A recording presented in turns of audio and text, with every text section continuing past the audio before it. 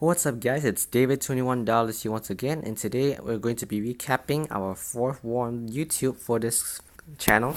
And this one over here is going to be the 10 versus 10 against this lovely clan right here. As you can see, it wasn't exactly that close, and we pretty much dominated the war. Quite a few things were going in our favor. One of their Town 10s attacked our second Town 9 and didn't manage to get a 3-star. I was attacked twice and not 3-star, and the niece was also attacked twice and not 3-star, so they weren't really putting too much effort into, this war, to be all honest with them. And then this base right here was 2-star, but only just getting fairly low percentage with a 54 right there. And yeah, I'm gonna be going ahead and looking at quite a few attacks from this clan war for being a level 10. Sorry, not a level 10, a 10 versus 10 only clan war, that is. Like, you would expect that that fewer attacks to show from a 10 versus 10 than from a 20 versus 20, but there were a lot of interesting attacks in this war, like this one right here. Town Hall 9 attacking a Town Hall 10, and it was so close to being a 3-star. It was absolutely shocking for all of us to see. Town 9 attacking a Town 10. It was mostly just a scout for our Town Hall 10s to go for 3-stars in it, but it ended up almost being a 3-star itself. But our Town Hall 10s, apparently, they weren't really agreeing with each other on who would attack this. And when Punch decided to attack it, he used a completely different strategy from what Thanatos used and didn't get the job done. So, yeah. So anyways, we're going to be going ahead and have a look at a total of 7 attacks. And, yeah. This time, unlike what I've been doing with the last couple of wars, I'm gonna go from the bottom to the top rather than top to bottom, because there are a couple of surprises waiting at the top. Like some particularly outstanding attacks that would definitely have helped even more. They were actually 3-stars, but turns out it didn't really matter this time. So Angry Nisa 52 is going in on William right here, number 9 attacking number 8, and later on, as you'll see, he also attacked number 7 for a 3-star, so he got 6 stars. Jump spell goes down right there, really nice placement. Preemptive poison spell, and only after that does he drop the king. Like I mentioned in my first video, you only drop the Barbarian King and the Valkyries, the rest of the kill squad basically, when the troops are getting dealt with from the enemy clan castle by poison spell along with the Archer Queens. So take note of that and make sure your king does not get absolutely wrecked by the defensive clan castle or the defensive archer queen. So the Valkyries are charging straight for the archer queen. Take her out. Heal spell goes nicely over there. And Hog Riders coming in from the northern side of the base, while the troops are still alive and doing a ton of damage in the center. And Hog Riders are going to be taking out all the defenses in the north corner, and they're going to move downwards into the west corner. A bunch of Hog Riders were also coming from the south side. Interesting strategy right there, definitely, but I guess Nissan 52's idea was basically flank from the north, flank from the south, and then the troops should be able to survive and make it all the way to the west corner. And I guess it ended up working. Yeah, nothing but cleanup left to do.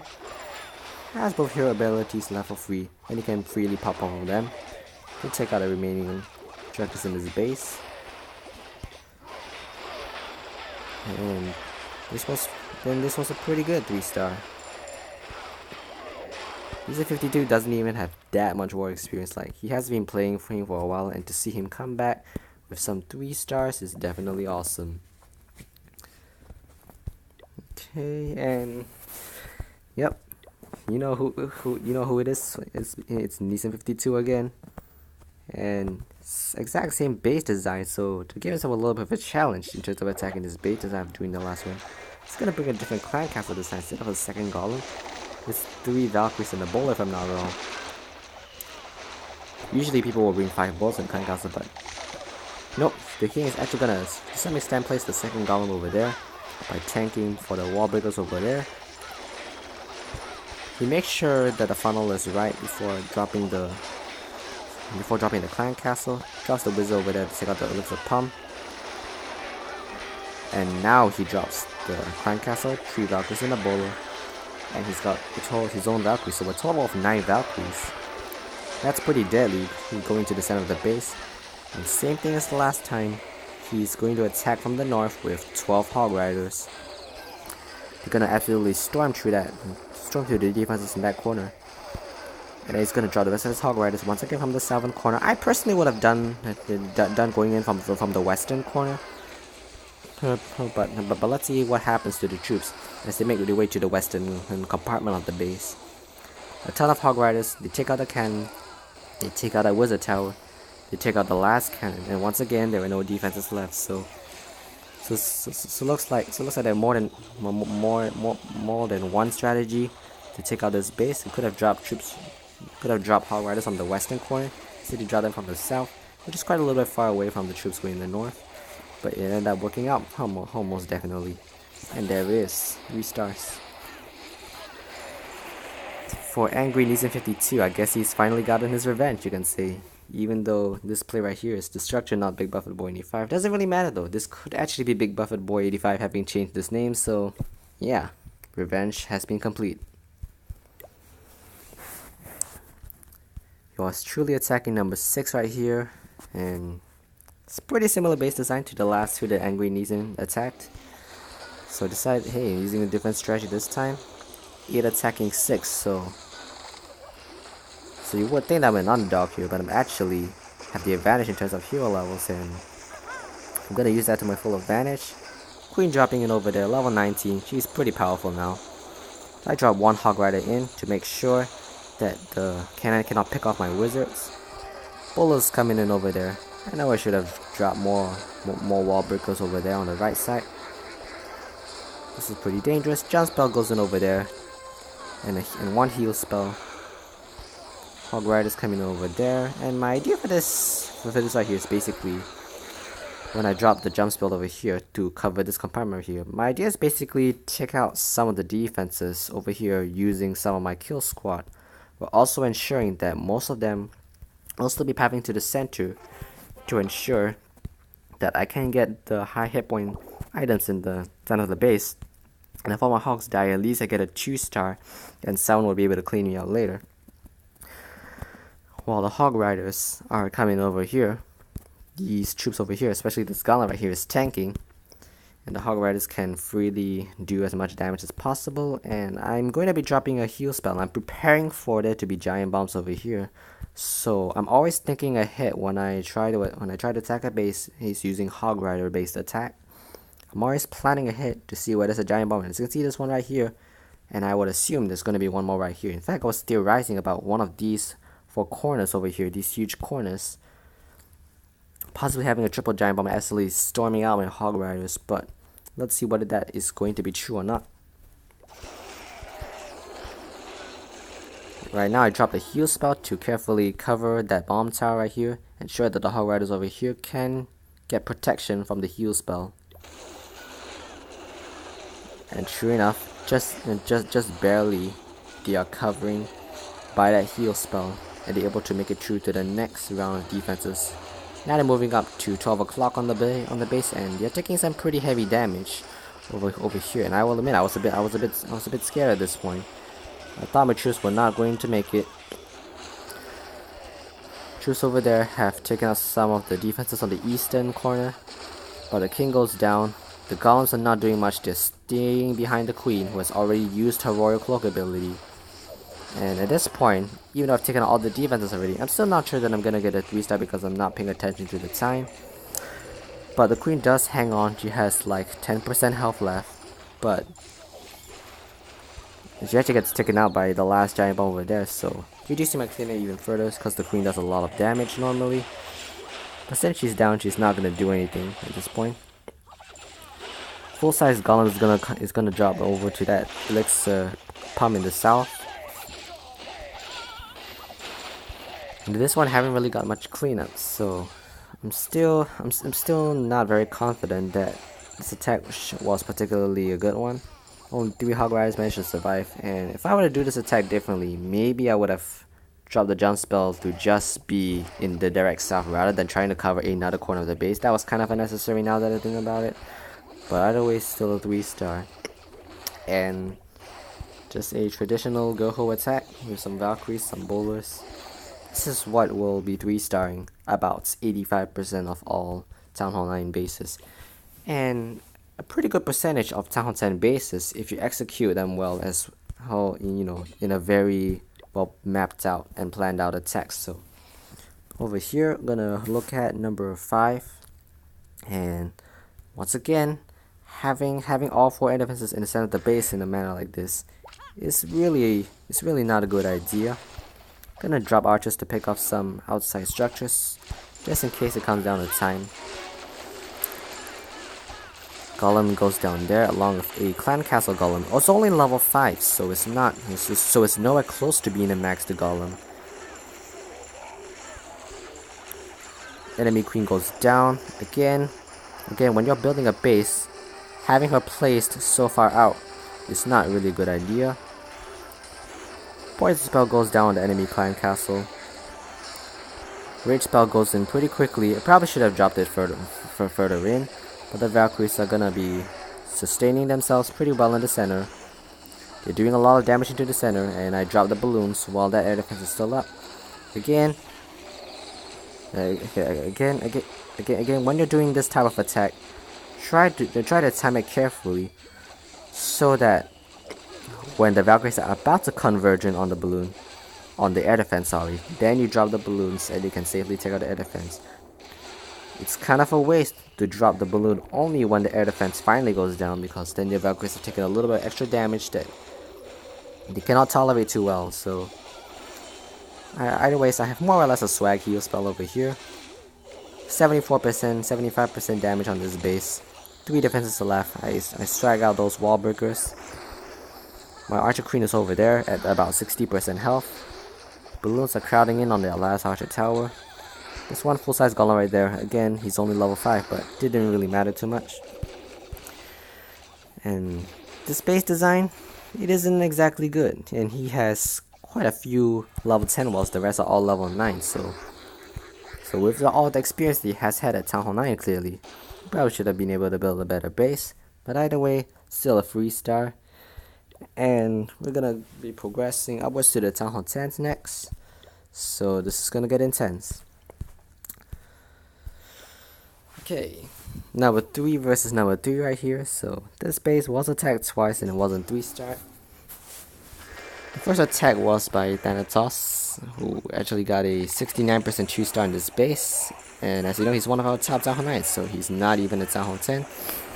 This attack right here, though, a very standard Valkyrie based attack, is the one that did it in. As you can see, dropping the Valkyries in such a manner that he ensures that everything can go down as quickly as possible. Nice jump spell placement, nice heal spell placement, taking out the first Inferno Tower, which does a crazy amount of damage to all the troops. Especially the worst is which the second Inferno is being locked on right now, but level 30 Archer Queen attacking that second Inferno Tower, and it goes down. And that's the end of pretty much all the defenses up here. Heal spell goes over there to give the Valk some quick sustenance. Probably would have waited a little bit longer to drop it on whatever's in the center of the base, or waited to see what a Valk's path, and then drop the heal spell once I knew where they were going. But again, that golem is tanking, still full size, 85% damage. Archer Queen shooting down another archer tower, and this base is in deep trouble. 11 seconds left. Wizard coming in handy to snipe that last cannon, while the golem, and also full size, is still tanking. And this base right here looks like it's not really the best. The compartments are quite open, and the Inferno Towers are not very well protected. They're uncompartmentalized. Generally, when you're building a base at Town Hall 10 and above, you want to put the Inferno Towers in isolate compartments of size 6x6, with the 2x2 Inferno Tower all at the center of its zone, or at least be protected by other high hit point or high damage structures such as Teslas and your storages. So, alright, this is the tag right here that hyped everyone the most. This right here, Thanatos, as you can see, he's clearly a Town Hall 9. This Archer Queen is kept at level 30. He's only got 4 spells in total. of regular elixir. 9 minions have been dropped over there to snipe percentage on this base because this was a fresh hit on this base. And it was originally just scouting for Change Name, our Town Hall 10 3-star specialist in training, soon to be. He was actually scouting for her to get a 3-star, so he was just going for a safe 2-star and thinking in case anything went wrong for Change Name in her attack, but because she saw how successful this attack was, she decided that maybe one of the other 2 Town Hall 10s will be able to get a 3-star in this base. She decided, let's just attack 1 and 3 instead. So they didn't get a 3-star in this base, but that only means that this attack is still the best percentage on this base right here. Archer Queen has been dropped with a Queen Walk. Oil Claw has been toggled to take out the enemy dragon. The Barbarian King serving as the tank for the entire squad. P.E.K.K.A coming in. The bowlers coming in. And now Jasper has been dropped in count for the troops to make their way to the center of the base. And that's also gonna serve for the Valkyries who are now coming in. Inferno Tower has already been taken out. A huge chunk of the base has already been taken out by the cleanup minions to the outside of the base. And now by the troops in the core of the base is now 70% damage. Town Hall finally goes down. And there's still so many troops left that at this point it looks like it could possibly be a massive victory for the Town Hall 9 to 3-star this Town Hall 10. It was pretty tough. All level 10 walls basically. Maxed out Inferno Towers. Level 12 cannons, which are pretty strong. The Archer Towers are probably also level 12. It looks like they're level 12. 91%. And even though the Archer Queen has gone down, this still looks hopeful. The Wizard survived that mortar shot. And the P.E.K.K.A is still hanging on at about 10% health. The Barbarian King is also still alive. And right now it looks like it's gonna come down to nothing but time. Now of course there's still this one hero altar over there. It's a little bit unfortunate. Wizards take out that mortar and then get wrecked by the Archer Tower. And the P.E.K.K.A doesn't destroy the Archer Tower, so this one definitely was not a close attack in terms of getting the 2-star. In fact, anything was close in terms of getting the 3-star. And then, you know, Josiamin actually attacked Anatol's back and did not get a 3-star. He actually got an even lower percentage. That's really shocking to see. Just look at that. He had attacked the Town Hall 10 as the Town Hall 9 for a very high percentage 2-star. He was just right on the doorstep for 3-star. If things had gone very well at the end, then it would have been a 3-star. And then he attacks him back, probably not very pleased, and he ends up only getting a 2-star, even lower percentage. So, oh wait, I'm not gonna burn his base, so not gonna show that replay. I wasn't really thinking about that. And then this one over here, 96%, so pretty close to a 3-star as well. And this one, if I remember correctly, actually ended up coming out of time. So change name right here. She will attack the number 1 base with a fairly similar strategy to what Thanatos used to attack the number 2. She's gonna change it up a bit though. She's a Town Hall 10, so she can bring an extra regular spell. So she chooses to bring a heal spell to give the Bullets and Valkyries some sustenance in the back end of the base. Raise spell goes down, protect the Archer Queen. Wallbreakers are coming in, and at this point, what she's going for is to take out the defensive clan castle, as well as a bunch of defenses. If I'm not wrong, she's actually going to be taking out one more raid spell over here, which will be dropped in just a little bit. But you guys in range of this Archer Tower over here. Not much, she's already going to drop it now actually. To prepare for that defensive clan castle, a big dragon and a baby dragon.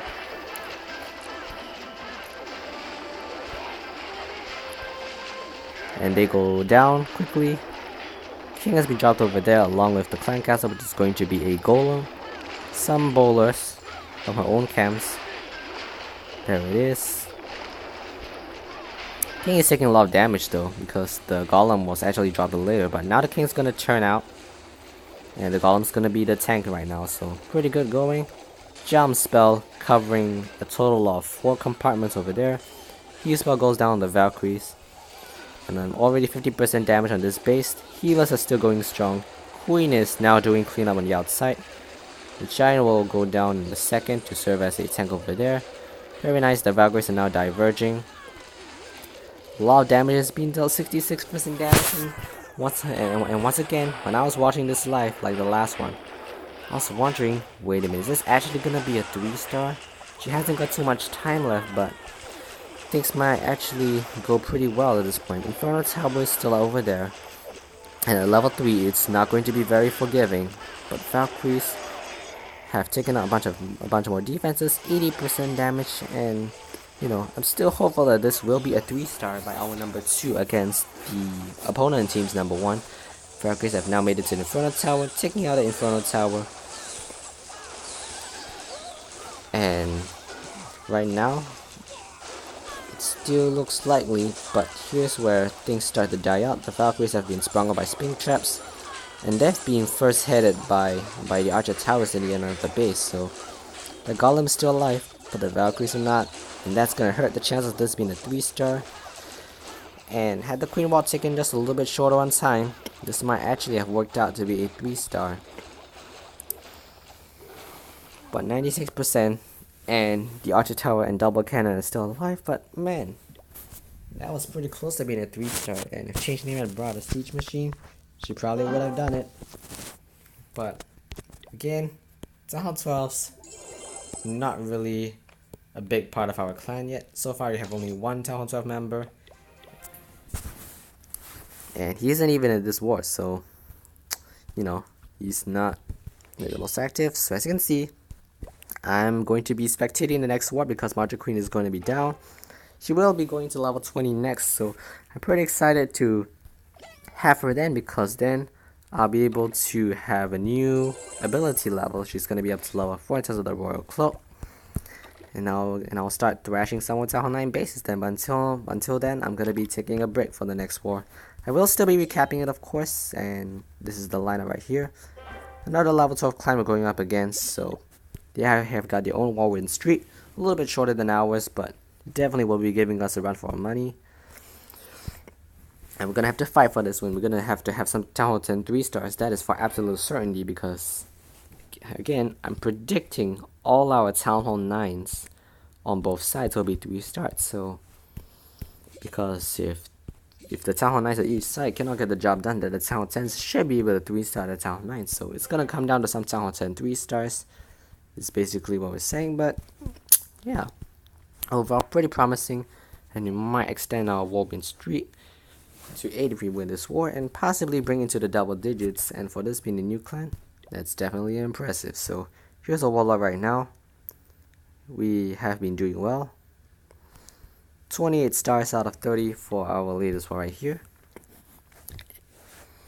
We got 99% on base layer, which wasn't really what they were going for. This might have been, you know, a little bit of encouragement for their team if they managed to pull out the 3-star, and it might possibly have taken the war back from us.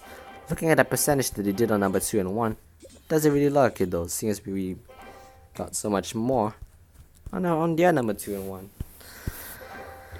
So yeah, this is the lineup going down, and that is also attack on number 2 was the most heroic, while their most heroic attack was number 2, getting 99% on a fellow Town Hall 10. So that's not really good compared to a Town Hall 9 attacking the 10 for over 90% as well. This was an amazing war, definitely. I got 6 stars. Angry Neeson 52 got 6 stars, so he managed to get his revenge. And Baselayer also got 6 stars. He cleaned up that top Town Hall 9. And then he also managed to secure a 3-star on the third Town Hall 10. So good showing from him. Good showing from Change Name as well. Attempting heroically to go for 3-stars on 2 of the Town Hall 10s. On number 1, she might have done better if she had a Siege Machine, but doesn't really matter. We have won the war. They couldn't get the job done now on our Town Hall 9s. I was attacked twice. Lee Sin was attacked twice. Both of us not 3-star going down to the end. And overall, this was really fun. So, unfortunately, I'm not going to be able to do any live attacks for the next war because I'm not going to be in the next war. But my Archer Queen is down again, and generally, if your Archer Queen is down, then you shouldn't bring yourself into a clan war anyway. If your Barb King is down, you may consider, but depending on your clan, they may not let you join the war anyway. So, but if your queen is down because she's generally more important than the king in terms of damage and whatnot, then yeah, just stay out of the war, just take a break, farm, and yeah, that's basically going to be it for this video. This is my base as of now. Looking pretty good in terms of the walls. I'm gonna be doing my defenses a little bit later. I've got only 9 pieces of wall left to upgrade in terms of the level 9 walls. And yeah, that's going to be it for this video. Hope you all have enjoyed watching these attacks. Hope you all have brought something home. And I'll see you all in the next time.